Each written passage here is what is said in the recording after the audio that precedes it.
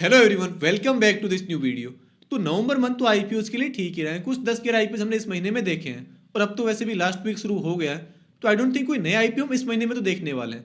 लेकिन अगर हम बात करें नेक्स्ट मंथ की, यानी कि दिसंबर महीने की, तो उसमें आईपीओस की पाइपलाइन बहुत स्ट्रांग है।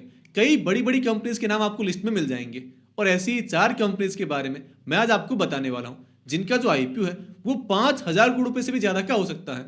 यानी कि ये वो बिग साइज आईपीओ होंगे जो कि अपने आईपीओ के through more than 5,000 crore rupees public से रेज कर सकते हैं ईच ऑफ देम। बाकी जो छोटी मोटी इशू साइज के आईपीओ है वो तो आसपास रहेंगे ही, लेकिन आज हमारा मेन फोकस रहेगा बड़ी इशू साइज वाले आईपीओ पर।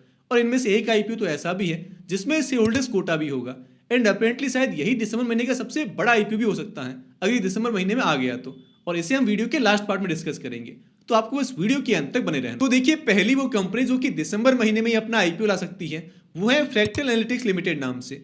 ये एक एआई कंपनी है जो कि एआई की हेल्प से बाकी कंपनीज और उनके बिजनेसेस को ग्रो करने में हेल्प करती हैं। और इन्हें इस एआई के बिजनेस में 25 ईयर्स हो चुके हैं। तो हम लोग तो एआई के नाम अब सुनना शुरू हुए हैं, लेकिन इन्हें मोर देन 2 डेकेड्स हो चुके हैं इस बिजनेस में। और अगर ये कंपनी मार्केट में लिस्ट होती है तो इंडिया में लिस्ट होने वाली ये पहली फुल फ्लेज एआई कंपनी होगी। अभी हम जिन भी कंपनीज के नाम एआई के साथ सुनते हैं उनमें यह है कि बिजनेस कुछ और है और साथ में एआई का थोड़ा बहुत इंटीग्रेशन है, लेकिन ये एक फुल फ्लेज एआई कंपनी होने वाली है जो कि इंडियन मार्केट में लिस्ट होगी। इस कंपनी ने अपना डीआरएसपी तो सेबी के साथ फाइल कर दिया है, लेकिन अभी तक इन्हें सेबी का अप्रूवल मिलना बाकी है। यानी पहले इन्हें सेबी का अप्रूवल मिलेगा, फिर ये अपना आरएसपी फाइल करेंगे और तब जाकर ये आईपीओ लाइव होगा। तो अभी हमारे पास कोई एग्जैक्ट डिटेल्स तो नहीं है इस आईपीओ की, लेकिन इसके डीआरएसपी के अकॉर्डिंग ये जो आईपीओ है ये रहेगा 4900 करोड़ रुपीज का। यानी कि आप ऑलमोस्ट 5,000 करोड़ रुपए मान सकते हो। और इन 4900 करोड़ रुपीज में से भी 3,620 करोड़ रुपीज का तो होगा फ्रेश इश्यू, जबकि 1,280 करोड़ रुपीज इस आईपीओ में ओएफएस रहेगा, यानी कि ऑफर फॉर सेल। तो ये तो बात हुई इसके इश्यू साइज के बारे में। बाकी इस आईपीओ में रिटेल पोर्शन ओनली 10% ही रहेगा, क्योंकि इस कंपनी ने शायद फाइनेंशियल ईयर 24 में कुछ 50-60 करोड़ रुपए का लॉस किया था, तो उसकी वजह से ये अपने इस आईपीओ में रिटेलर्स को मोर देन 10% शेयर्स ऑफर नहीं कर सकते। तो ये तो पहला आईपीओ है जो कि हमें दिसंबर महीने में देखने को मिल सकता है और ये ठीक ठाक बड़ी साइज का आईपीओ रहेगा। अगर दूसरे आईपीओ की बात करें तो वो होगा क्लीन मैक्स एनवायरो का आईपीओ। इस कंपनी का जो पूरा नाम है वो है clean max enviro energy solutions limited. काफी लंबा चौड़ा नाम है कंपनी का। अब ये जो कंपनी है ये इंडस्ट्रियल और कमर्शियल रिन्यूएबल एनर्जी प्रोवाइड करने के मामले में इंडिया की लार्जेस्ट कंपनी है।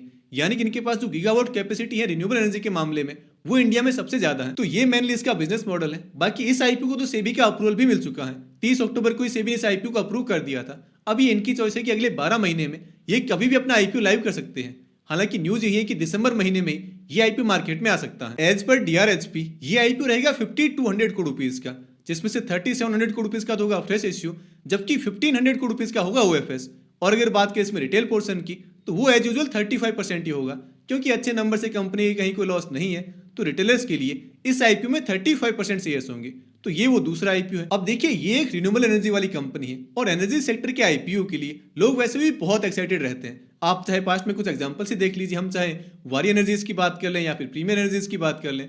ठीक है, वो जरूर सोलर कंपनीज थी और ये रिन्यूएबल एनर्जी की कंपनी है, लेकिन भाई है तो एनर्जी सेक्टर का आईपीओ। तो ये काफी इंटरेस्टिंग आईपीओ रहेगा भाई। इसमें इश्यू साइज काफी बड़ी है, तो अलॉटमेंट चांसेस इसमें बहुत ईजी रहेंगे। और ऊपर से एनर्जी सेक्टर का आईपीओ है, तो इसकी कितनी हाई बनती है मार्केट में ये एक देखने वाली बात होगी। अब तीसरा आईपीओ होगा मीशो लिमिटेड का। आई डोंट थिंक इस कंपनी को ज्यादा इंट्रोडक्शन की जरूरत है। भैया इंडिया की one of the fastest growing e commerce company, जिसने पिछले कुछ सालों में बहुत रैपिडली मार्केट शेयर कैप्चर किया, अपना मार्केट शेयर को इंक्रीज किया है। तो मीशो ऑलरेडी एक काफी नोन कंपनी है, हम सब लोगों ने इसका नाम पहले से सुन रखा है। लेकिन जैसा अक्सर पॉपुलर कंपनी के साथ होता है वैसा मीशो के साथ भी है। ये एक भारी भरकम लॉस मेकिंग कंपनी है। फाइनेंशियल ईयर 25 में इस कंपनी ने ऑलमोस्ट 4,000 करोड़ रुपीज का 4,000 करोड़ रुपए का लॉस रिपोर्ट किया है, जो कि काफी बड़ा अमाउंट है। अब भाई ये कंपनी इतने बड़े लॉस के साथ अपना आईपीओ ला रही है, तो मार्केट इस पर कैसे रिएक्ट करेगा ये वाकई में एक देखने वाली बात होगी। बाकी इस आईपीओ को सेबी का जो अप्रूवल है वो तो 14 अक्टूबर को ही मिल गया था। तो अब इन्हें बस अपना आरएसपी फाइल करना है और इनका आईपीओ मार्केट में लाइव हो जाएगा। इनका आईपीओ 6-6.5 करोड़ रुपए का रह सकता है, जिसमें से 4,000 करोड़ रुपए का तो फ्रेश इश्यू, जबकि 2-2.5 करोड़ रुपए का रहेगा ओएफएस। और हाँ, इस आईपीओ में जो रिटेल पोर्शन है वो तो ऑब्वियसली 10% ही होगा। भाई इतने बड़े अमाउंट का लॉस कंपनी रिपोर्ट कर रही है, तो ये अपने आईपीओ में किसी भी हाल में 10% ज्यादा शेयर्स पब्लिक को ऑफर नहीं कर सकते। तो ये इस आईपीओ की मोटा मोटी डिटेल्स हैं। तो अब तक हमने 3 आईपीओ के बारे में बात की है। पहला तो है फ्रैक्टल एनालिटिक्स, दूसरा है फिर क्लीन मैक्स एनवायरो और तीसरा हुआ मीशो का आईपीओ। अब जो चौथा और लास्ट आईपीओ है वो है आईसीआईसीआई प्रूडेंशियल एएमसी का आईपीओ। बहुत टाइम से आईपीओ पेंडिंग है, काफी टाइम से इस आईपीओ की बातें हो रही है और यही वो आईपीओ है जिसमें शेयर होल्डर्स कोटा भी होगा। एज पर डीआरएचपी, जो इसकी पेरेंट कंपनी आईसीआईसीआई बैंक, उनके शेयर होल्डर्स के लिए इस आईपीओ में एक शेयर होल्डर्स कोटा भी होगा। हालांकि कंपनी ने अभी तक अपना आरएसपी फाइल नहीं किया है, तो अभी हमें एग्जैक्ट नहीं पता कि भाई ये 100% कन्फर्म है या नहीं, लेकिन 99% चांस आप ये लेकर चल सकते हैं कि ये आईपीओ शेयर होल्डर्स कोटा के साथ ही आएगा।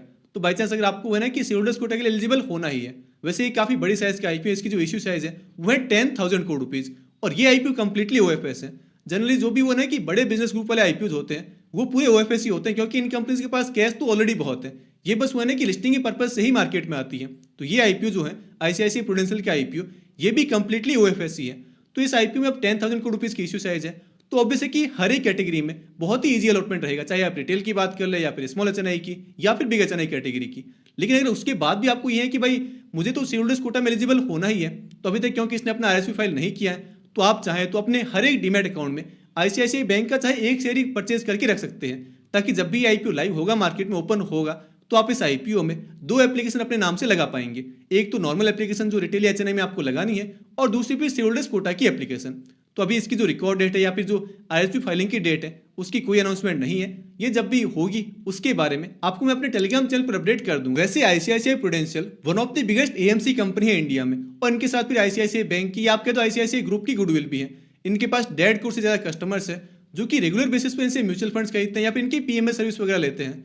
तो कंपनी का बिजनेस तो बहुत ही अच्छा है और इसके नंबर्स एकदम जबरदस्त हैं। इसकी जो ईयरली रेवेन्यू है वो है 5,000 करोड़ रुपए, और उस पर 50% के मार्जिन के साथ ये कंपनी 2,500 करोड़ रुपए का प्रॉफिट अर्न करती है।